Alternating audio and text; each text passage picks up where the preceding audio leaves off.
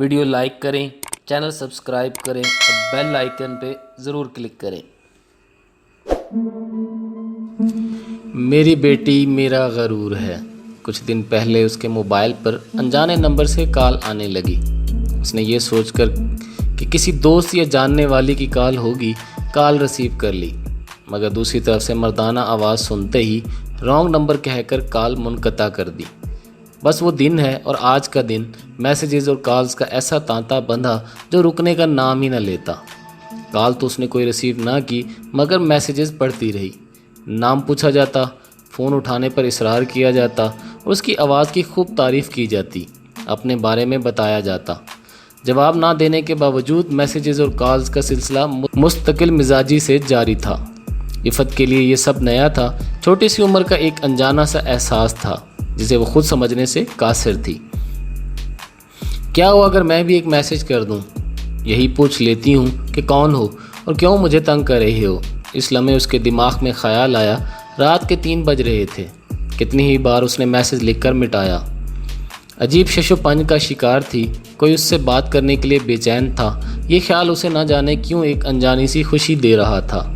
بالآخر سوچ بچار کے بعد اس نے ایک میسیج ٹائپ کر لیا جس میں اس نے لکھا کہ وہ کون ہے اور رات کے اس پہر اسے کیوں تنگ کر رہا ہے۔ ہاں کوئی بات نہیں، ایک میسیج ہی تو ہے اور پوچھ لینے میں قباحت ہی کیا ہے، اس نے خود کو تسلی دی۔ بٹن دبانے ہی لگی تھی کہ اچانک ایک چہرہ اس کے دماغ کی سکرین پر ابھرا۔ میری بیٹی تو میرا مان ہے، یہ جملہ جو اس کے بابا اس کا ماتھا چومتے ہوئے اکثر دہرایا کرتے تھے۔ اس کے حلق میں کانٹے چبھنے لگے۔ بیٹیاں جب معاشرے میں سر جھکا کر چلتی ہیں تبھی اس کے بھائی اور باپ سر اٹھا کر چلنے کے قابل ہوتے ہیں۔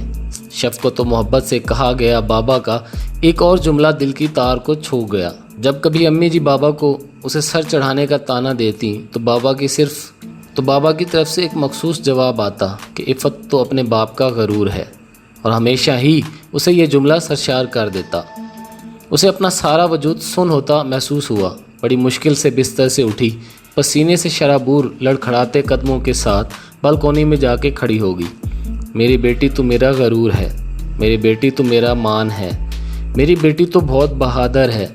کانوں میں گونجتی بابا کی آواز اب تک سنائی دے رہی تھی۔ جی بابا جانی، میں کمزور نہیں ہوں، آپ کی عفت آپ کا غرور نہیں توڑے گی انشاءاللہ، آپ کا سر کبھی جھکنے نہیں دے گی، آپ کا یہ مان ہمیشہ قائم رکھے گی، آپ کی دی گئی محبت کا ناجائز فائدہ نہیں اٹھائے گی۔ وہ سرگوشی میں بولتی گئی، آنسو اس کے گالوں کو بھگو رہے تھے۔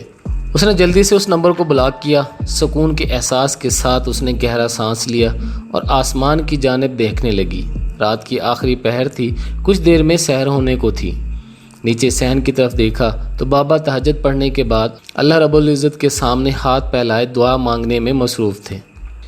باپ اللہ سے اس کی عزت و آبرو کی دعا مانگی، اور اللہ پاک سے اپنے گناہوں کی دلدل سے نہ بچائیں، ایسا کیسے ہو سکتا تھا؟ اسے اس لمحے اپنے بابا پر بے حد پیار آیا۔